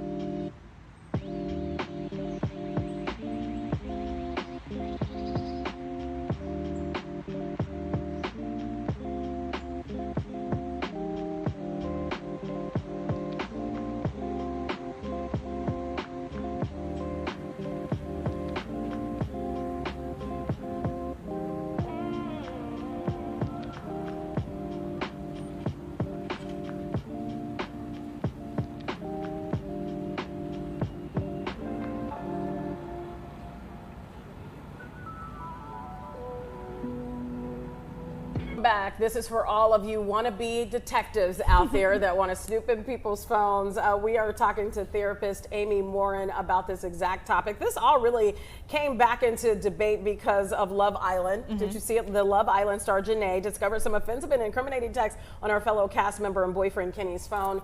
And it really has sparked the question, is it okay? Is there ever a valid reason to go through your partner's phone? Amy, thank you for being with us. What's your take? Rarely would there ever be a valid reason to actually snoop through your partner's phone. The one rare exception would be if there were a safety issue. Obviously, if your partner goes missing or you're really concerned that they might be in danger, that would be the time. But just because you're concerned that maybe they're doing some unscrupulous activity, you don't want to start snooping. Amy, I hear you, okay? But just hear me out, okay? There are some women out there that, you know, you meet a guy and all you know is this guy. You don't know his friends, you don't know his family, and you have to believe everything that he's telling you. And so maybe you do have some questions, and so that is sometimes why women have snooped through phones. What do you say in that case? You just wait to find out? Well, you want to look at somebody's behavior much more than you want to, say, go through their social media profile or see who's in their DMs. It's not going to give you the information that you necessarily think it is. I've never had anybody come into my therapy office and say, I snooped through their phone and now I feel great.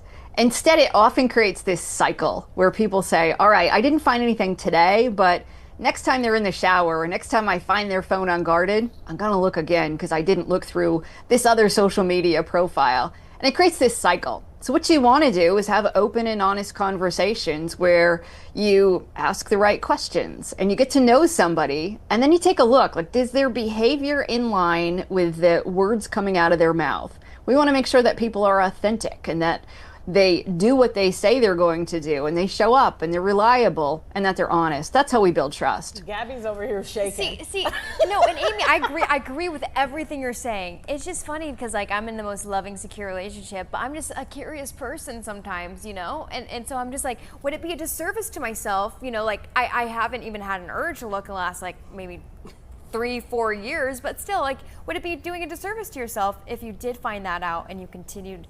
You didn't find that out, you didn't look, and you continued the relationship, and then something happened later on. Well, if you're curious, then it would be about having those conversations. And maybe you ask your partner. You say, you know, I don't know a lot about your friends, or I've never seen what you do in your DMs. Is it okay to look? Maybe you and your partner decide you're going to swap passwords. Some couples do that. But it's important to be able to have conversations with your friends that your partner's not part of. There's a difference between secrecy and privacy. And we should be allowed to keep some things private. That doesn't necessarily mean that we're keeping a secret. A secret is something that would be harmful and that we're purposely not telling our partner because we're afraid of the consequences. Versus conversations with your friends. Your girlfriend says to you, hey, I'm going through this hard time. I don't want anybody to know what's going on, but I'm going to tell you about it. That's not something you need to share with your partner, and it might be on your phone, so you're going to be breaking other people's privacy too. Amy, I'm gonna go in my business for a second because I'm married, thank goodness, because I ran into some real interesting, I'll say, characters when I was out there dating. And I'll give you a quick story. I ended up meeting this guy. I was actually reporting when I met him, but I felt like something wasn't quite right. And I was looking for the signs like you're talking about, and I saw some signs that I'm like, I don't know if I'm truly his preference. That was really the sign that I saw. So I was like, you know what? The next time that laptop is open around me, I'm going to search keywords. Honestly, this is the truth. This is what happened. And we're journalists, you know, so we kind of know what to look for. And I searched some keywords and found out that I definitely was not his preference whatsoever. And it really saved me heartache down the line. And I'm not talking about visual preference. I'm talking about his sexual preference. So it literally saved me from going down a situation that would have been, you know, potentially harmful to me.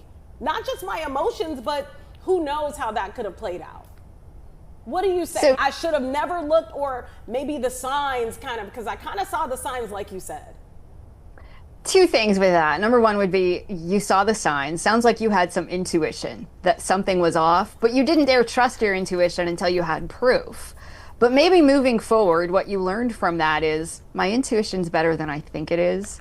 And if something's telling me something's off, it's okay to trust that intuition. Even if I don't have definitive proof, something within me knows, and it's okay to trust that. And a second thought is sometimes you can do a little sleuthing, which is different than snooping. If you look at somebody's public social media profiles, that's public information. So you're not really going through and damaging the relationship like if you're going through their private files. But sometimes you can learn a lot about people, especially if the relationship's new, just by looking. What do they post on their social media accounts? If you Google their name, what comes up? It's okay, and in fact, it's healthy sometimes. If you're just meeting somebody, it's brand new, to get a little more information. And you might be able to decide this person's not right for me before you even go on that first or second date. I like what you said, sleuthing, not snooping. And really, that could save you. You should have seen Gabriella. She was like, I can't believe this. No, her story. It That's really crazy. happened to me. But yeah, I thought, and I kind of felt guilty because it was one of those situations where how do you have that conversation with someone that you found this out? That's pretty serious. And so, yeah, I was feeling guilty, but I felt, I guess, relieved at the same time. And so what do you say to that? Because sometimes sleuthing comes with your own emotional battles. Because if you're not the type of person that, you're not trying to damage someone's emotions by what you uncover, what do you do to kind of protect yourself in all of this at the same time? Well, I think it's important to take what information you find with a grain of salt, and that it's going to be your interpretation. So you may find something online that raises some red flags for you, but pause and think. Don't just run to the person and say, hey, this is what I found, it's over, or is this true? Take a few minutes and really reflect on it before you start the conversation. And if it might just be a deal breaker. In your case, you discovered some information that let you know this was not going to be the relationship for you. And you can call it off without telling them necessarily what you found. But if you're in a committed relationship, maybe you discover that somebody has some unpaid bills, they got evicted, or maybe they had a girlfriend that posted some things in the past that was unflattering. And you just want to have a conversation about it. You're just going to say, hey, I found out this information. Love to get your take on it, or can you tell me more about it? And be open to hearing their side of the story. It's not just about what you read online, but they may have a version of the story that makes it make more sense or helps you to understand them a little bit better. As long as you go into that conversation with curiosity rather than lecturing or with anger and telling them that we're really upset that you found this info. That's good information there, because sometimes people need a little grace. So you're right about that. I did like what you said about like using your intuition. Like when you see even if it's smaller than what happened with Tia. Sorry about that, girl. But you might be sitting at the dinner table and you see a phone message pop up, and it might be from a female name or something. You get really insecure. You don't look into it, but then you can probably use your intuition to say, okay, this is kind of my answer. Because I was telling Tia, I was like, well, what if you see something and you need an answer? Someone's calling you to really know what's happening. Well, I guess you could trust yourself, what you're saying, and know that, okay, this is your answer. Something might be happening. Does that make any sense? Yeah, it's important to examine, like, do I have insecurities? Because maybe in every relationship you're in, you always assume people are cheating. And maybe you've been cheated on before and you haven't healed from that yet. So therefore, you're taking that into your next relationship and assuming if your partner's on their phone, they must be texting somebody and they're cheating again. So you really want to look at that too. Like, what is it that I might need to work on so that I can feel more secure and more confident in my relationship? But at the same time, are there red flags that I really need to pay attention to? No, that's very good advice, because you're right. If something bad happened in another relationship, if you don't get over that and go through therapy for that, you do carry. It's like carrying, your grocery bags. You're just carrying all these bags around. You have a book, and I think your book is very important because a lot of people do get together. They are not always healed together, and they may both be broken pieces that are now together. Your book is about 13 things mentally strong couples don't do. What are some things mentally strong couples don't do? Well, one would be that they don't hesitate to set boundaries. And this might mean boundaries about your phone, where you keep it, or whether you share passwords, or whether it's okay to look at each other's phones. Another one is that mentally strong couples don't try to fix each other. How often do we get in a relationship where we fall in love with somebody's potential and then we really want to try to convince them they should change? And another one is that they don't forget why they fell in love. Sometimes over the course of months or years, it's easy to lose sight of why we fell in love in the first place. And when you hold on to that, you then go through problems thinking we're going to solve this together, and you become a team. So those are just some of the examples of things that it's important to keep in mind when you're in a committed relationship. I love that. You know, I also have another question for you, and kind of circling back to what you had said before, but navigating privacy as a couple in this digital age. You know, we're constantly bombarded by all this stuff. So how would you give people advice in that way? Have proactive conversations. Never before have we been allowed to, say, getting in touch with an ex with a click of a button, or your ex reaches out to you, or somebody on social media is flirting with you. What's the expectation? Or which accounts do you follow? Is it okay to like somebody's profile if maybe they're attractive or if they were an ex? All of these conversations about what you're comfortable with, what your expectations are, what you're willing to do. If we have some of those up front, it solves a lot of problems and prevents issues down the road when we know, okay, I'd want to know if an ex contacted you, or I'd really want to know if somebody's flirting with you on social media. And this is how we could have that conversation. So are you saying that if you're in a relationship, you should already have a conversation to set those boundaries? Don't let me know if somebody's flirting with you on social media, because I'm going to go find them. But is that a conversation you should have in your relationship? It would, because you'd want to know what's your expectation and what's my expectation, just to see if you're on the same page. And if you aren't, then to have more conversations about that. And then we get to know what those expectations are ahead of time, so we know how to deal with it. Otherwise, we aren't sure. Would you expect me to tell you this information? Am I keeping a secret if I don't involve you in this? Or maybe I announce it and you say, I didn't want to know that. Yeah, very good. Very good advice. Really good advice. So you're not only are you an author, you just shared your book with us, but also you have an app called Mentally Strong, and that lets people talk to an AI mental strength coach. So tell us about that. That's interesting. Yes, I created this app that allows people to have conversations with an AI mental strength coach trained by me. So unlike ChatGPT, I know a lot of people are using that for therapy, but it's not meant to be a therapy app. And it just agrees with you, and it doesn't necessarily give you the skills and the tools and the conversation. So I wanted to create an app that will give people just that. So whether you need a script of how to say no to somebody, or you're struggling with finding a coping skill to manage your anxiety, or you want to change a habit, this app will give you 24/7 support. It's kind of like having a mental strength coach right in your pocket. And do you think that's because a lot of people find some of these conversations hard to have, and so they don't really know where to turn to really have the best advice to have that communication? That's just it. And when our emotions run high, our logic is usually on the low side. So when you're incredibly anxious or nervous or angry about something, it's tough to think clearly. So sometimes just having something like a tool like this that can give you some guidance right in the moment is incredibly helpful, and it's powerful. And it teaches you, okay, maybe I'm on the right track, or I should look at it this way. And people are finding then they feel more confident in their decisions.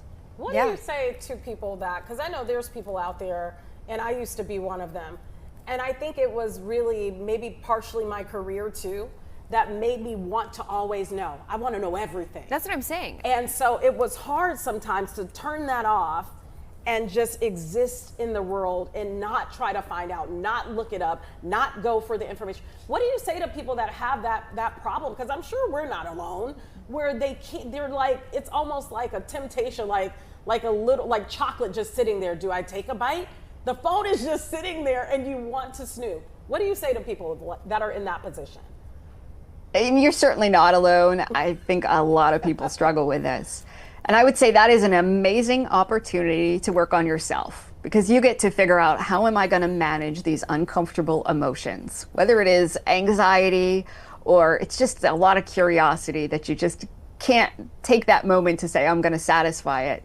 How do you put it off? How do you deal with uncertainty? Those are all skills that help us in real life too, when you're at a job or when you're dealing with other relationships in your life. And so you think, all right, I have this incredible opportunity to work on managing my emotions, dealing with my skills, figuring out how to cope with the thoughts that might be doom and gloom, worst case scenario. But you'll have more opportunities than the average person to say, I'm going to work on this every single day in my relationship, and this is how I choose to show up. Amy, you're helping me mature by the minute. Thank you so much. Someone who likes to live in chaos shouldn't live in chaos so much. No, it's not healthy. No, it's really not healthy. You know what? I'm in such a loving relationship. I'm going to look at my phone right now, and I hope he's not watching because he's going to be calling me out.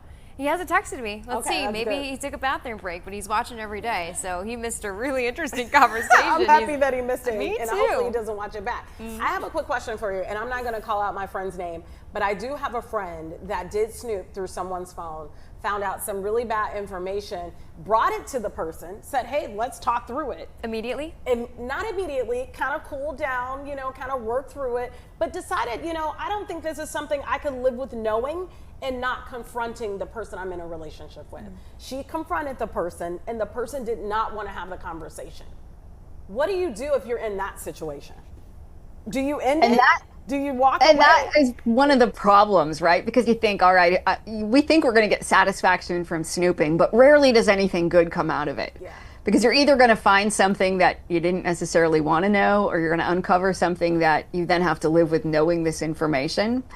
But to have that conversation with your partner, if they don't want to talk about it, then you have to make a decision. And I now have this information. They don't want to discuss it. They don't want to share anything from their side. How am I going to cope with that?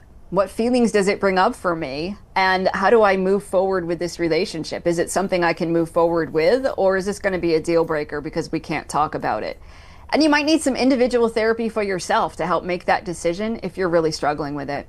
Yeah, good information. Amy, you're great. Okay, so good. You're a licensed therapist, you're an author, you're a podcaster, you're an app creator. Yeah. What can't you do? We're definitely going to have you back because you've given us some great advice. It's like therapy. Really? Therapy. Free therapy. Thank you. Let's do it again tomorrow. Absolutely. Thanks for having me. Thank you so much, Amy. Amy, before we let you go, where can people follow you on social media? I'm at Amy Morin, author, on most of the social media apps. All right, perfect. We'll see you next time and Thank more you. therapy. Thank you. Yeah, it's a hard call. It is. I was telling you before we did the interview that I feel like I like the term sleuthing. I don't think people should go through someone else's phone, because you could be talking to somebody and they could say, I love you, and that may just be the way they talk. It's true. And you take that the wrong way, and they don't mean like, woo, I love you. They may just be like, love you. I love you. Yeah, love you. And that's it. Okay, so the next time my friend comes to me and she's like, I'm so suspicious of him, don't be the instigator and say, just look at his phone. That's all you need to do. Just look at his phone while he's sleeping. I think you should look through it. I heard what Amy said, but I think we just had a literally 15-minute conversation with Amy, and Tia goes, still look through it. Whatever. You might save yourself. Look at what happened to me. You know, we got to talk about that off camera, but yeah, look through it. I heard what Amy said. Go through therapy, look through the phone, call your therapist after you look through the phone. Don't hurt anybody, and hey, it'll work out. Look through it. And Don't you know what sit else? around here with all these questions. You know what else? Protects your energy. That's what we're talking about next. Yeah. We'll be back right after this break.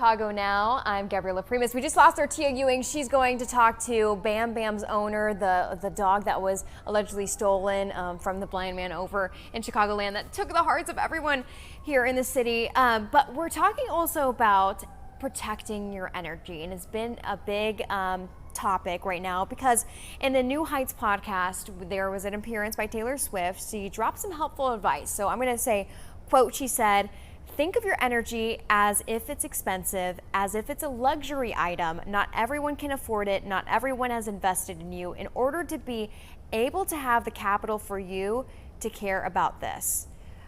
Very good piece of advice. So we have with us Christy Whitman, an energy mastery expert and spiritual guide, to help us dive deeper into treating our time and energy like valuable currency. Christy, thank you so much for joining us. Thanks so much for having me. I'm excited to be here with you. Yes. You know what? I think this is such an important piece of conversation because it is something that we can all, I think, do a little better at. So energy, it's such a broad term though. Can you break down and describe what someone's energy is? Yes. So the words that we speak, either to ourselves or out loud, that's energy. We're expending energy when we speak.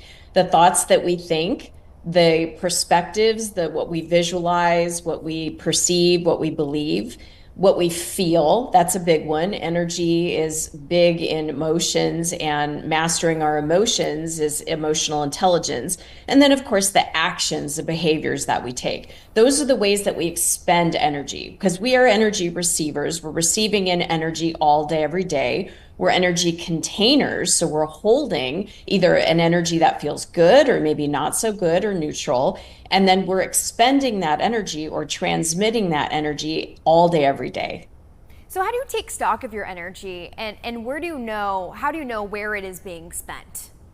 How do you feel? Just checking in with yourself. It's not about going outward and checking with anybody else. It's really about connecting with yourself and asking yourself, how am I feeling right now? Do I feel good? Do I feel neutral? Do I feel happy? Do I feel peaceful? I like to think about energy as like keys on the piano, right? Every single key has its own frequency and vibration.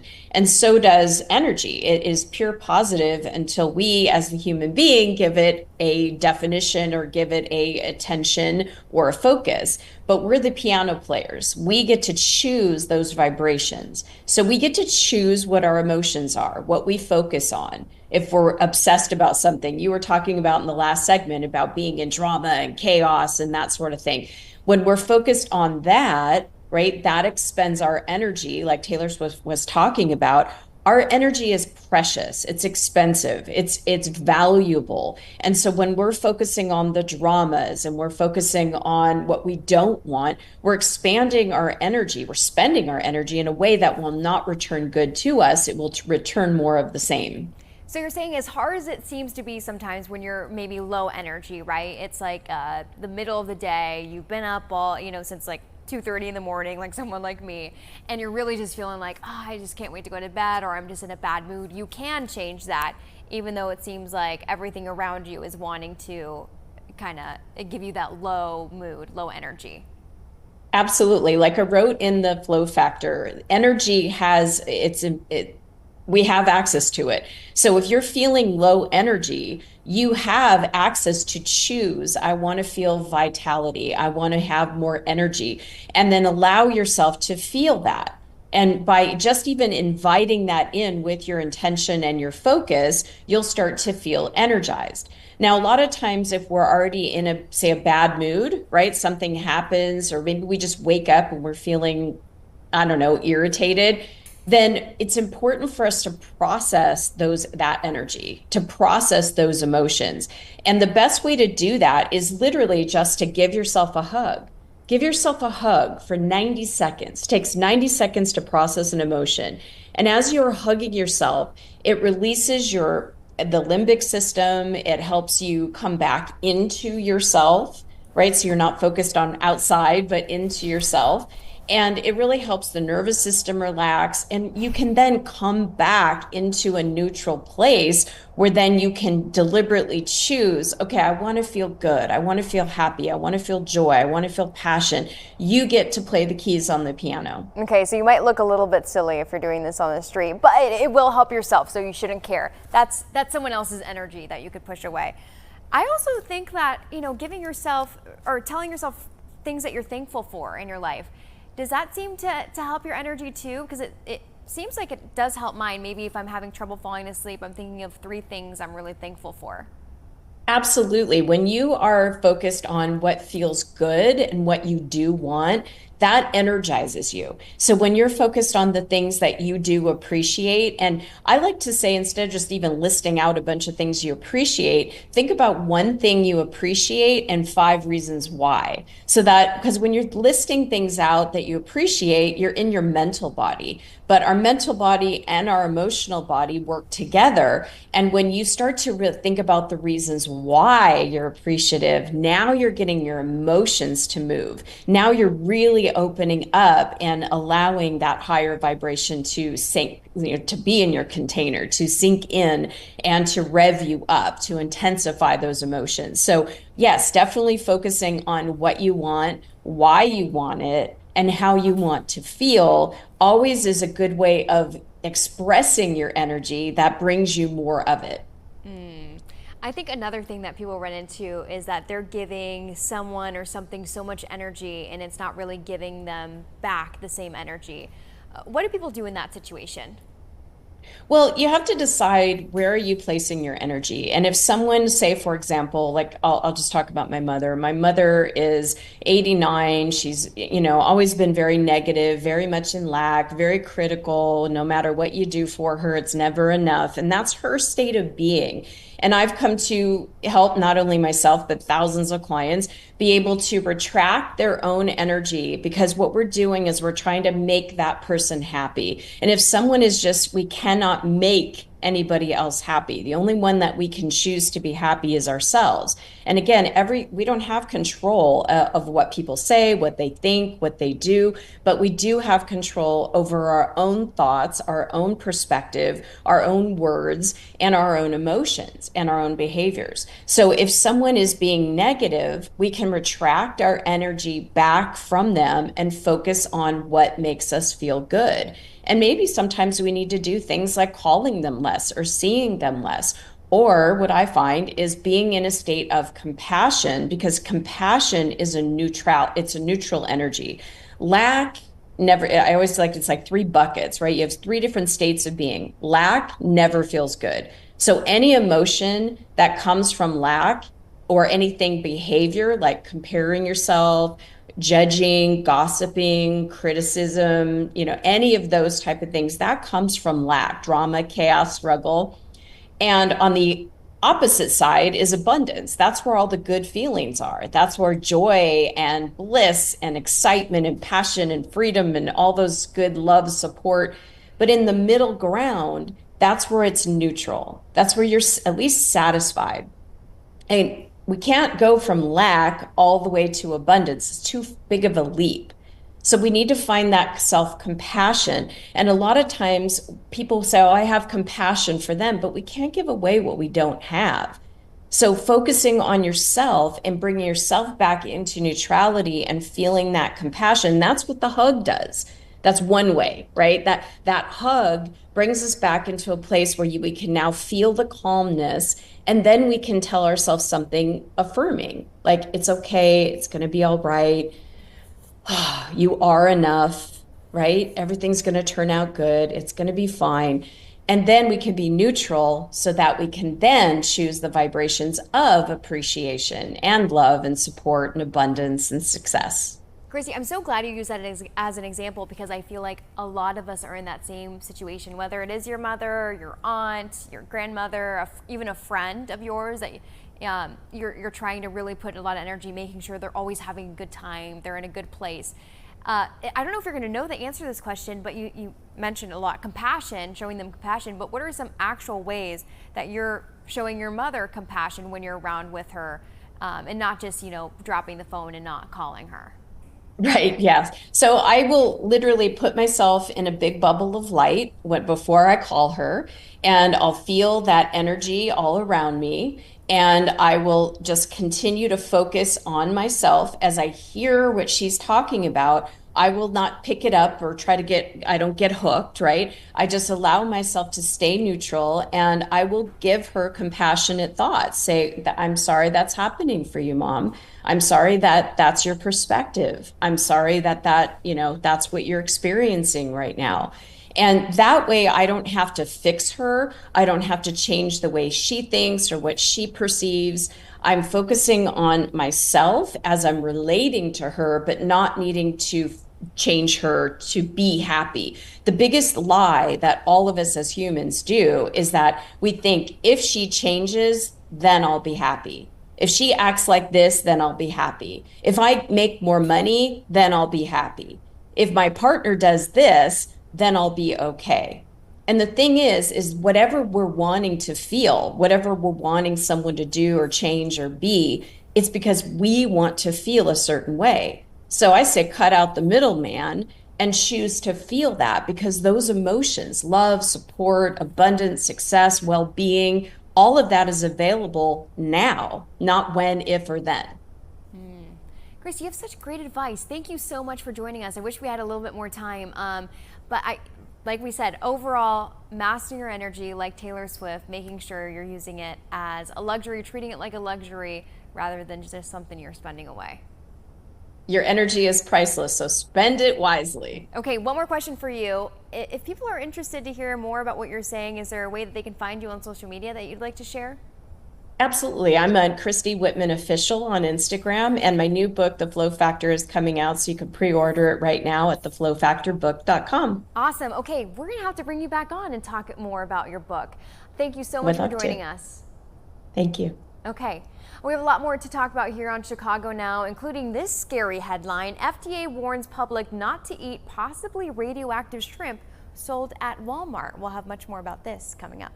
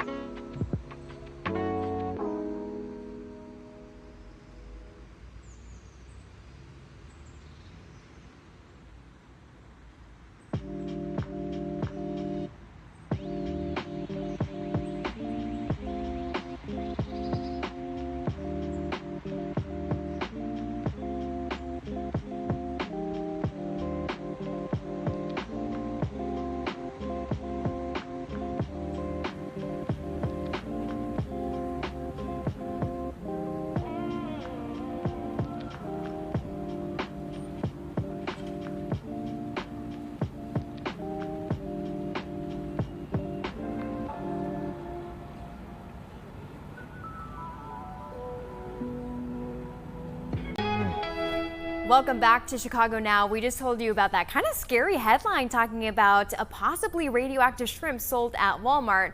Well, we're bringing in an expert right away. This is Catherine Paraga, Food and Safety Research and Outreach Specialist with Institute of Food Technologists. Now, Catherine, I'm just learning about this really in the last couple of hours, so maybe you can help me break it down for folks at home.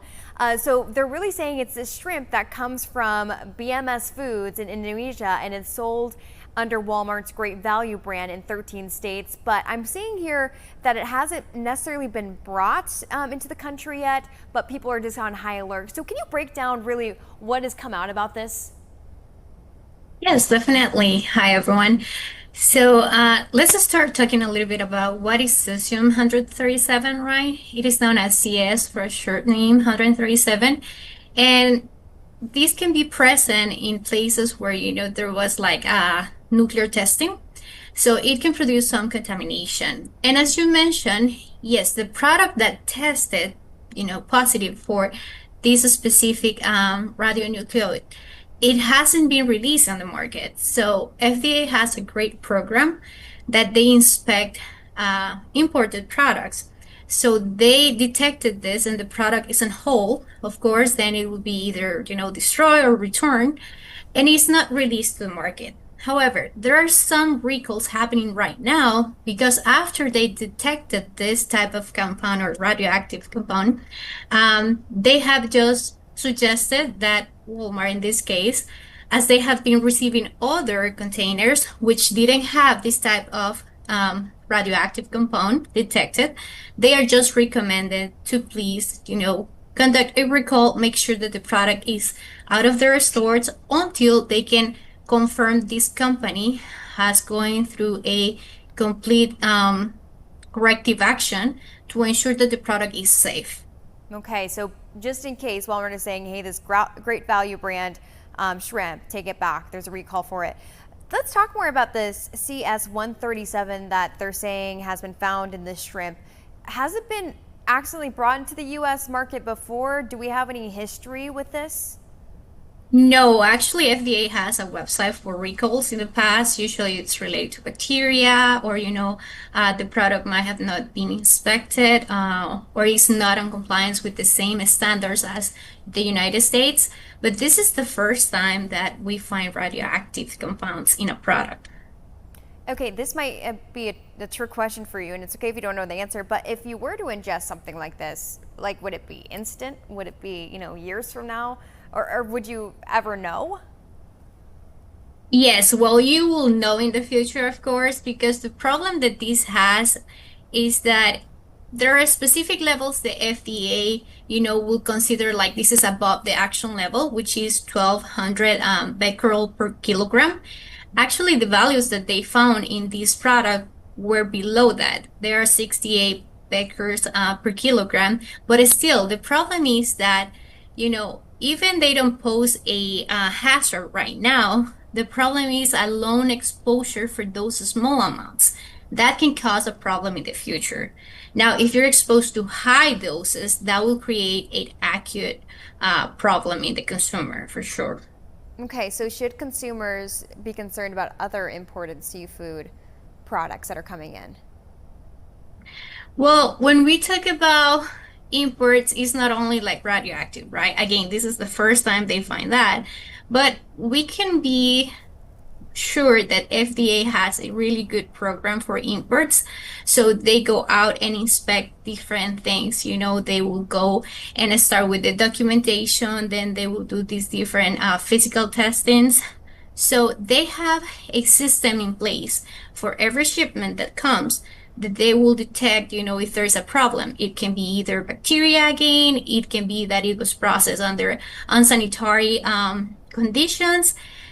Once they detect that a company that is sending product to the United States and has any type of problem, they will move them to an import alert list and where they can be, categorized in yellow or red.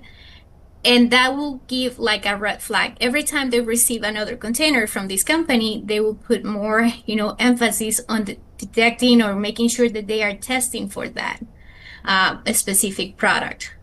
You know what? I'm so interested by your title, Food Safety Research and Outreach Specialist. I know this is going to take away from the radioactive shrimp conversation, but now we have a little bit of answers. I want to know a little bit more about like what you do day to day. So are you really sitting down and I guess, researching, well, I guess it's right in the name, researching food safety, or what is your day-to-day like? Yeah, so actually today I was in the lab. I work with Purdue University, and we are working with a project with cantaloupes. So we're trying to detect the shelf life on different varieties and different treatments. So I work a lot in the lab, but also as part of the outreach, I will provide seafood hazard training for companies that need it. So every company in the United States that process for wholesale, they will have to be in compliance with, depending what type of product they have, either seafood HACCP, meat and poultry uses, you call it. There are different regulations out there. So my day-to-day varies a lot. It can be a project going on, it can be maybe a training or taking a training, so we can provide later on that. And we try to diversify. So I speak Spanish, you might have felt that accent. So we try to provide these to the different audience that we have out there. Wow, interesting. So you're working with people pretty much all over the country, all over the world even? Correct. Yes, actually, since COVID, I guess that opened up the Zoom option. We can do trainings over Zoom, which is awesome. And yeah, we have been working with people nationally and internationally for trainings. And not just the training, but also supporting them on, providing technical assistance, reviewing their hazard plan so it is at the same level of the United States standards so they can be in compliance. And we can actually help, those companies outside of the United States to ensure that the product they are sending, it's safe.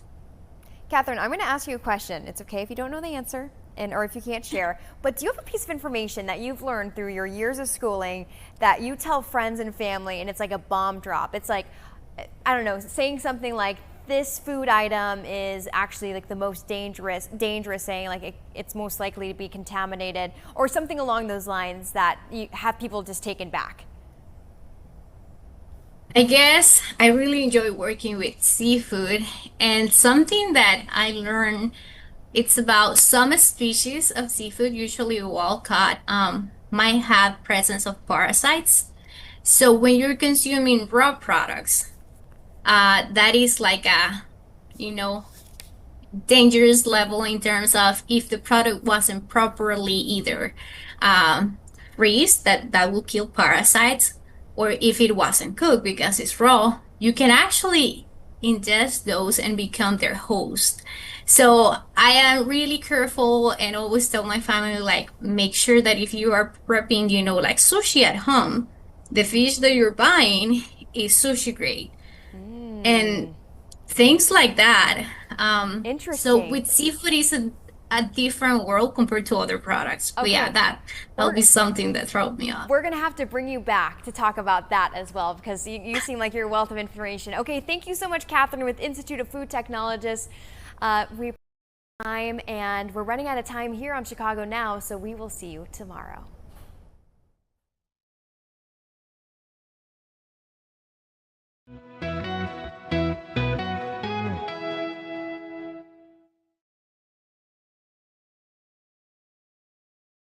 Live from Chicago, this is Fox 32 News at Noon.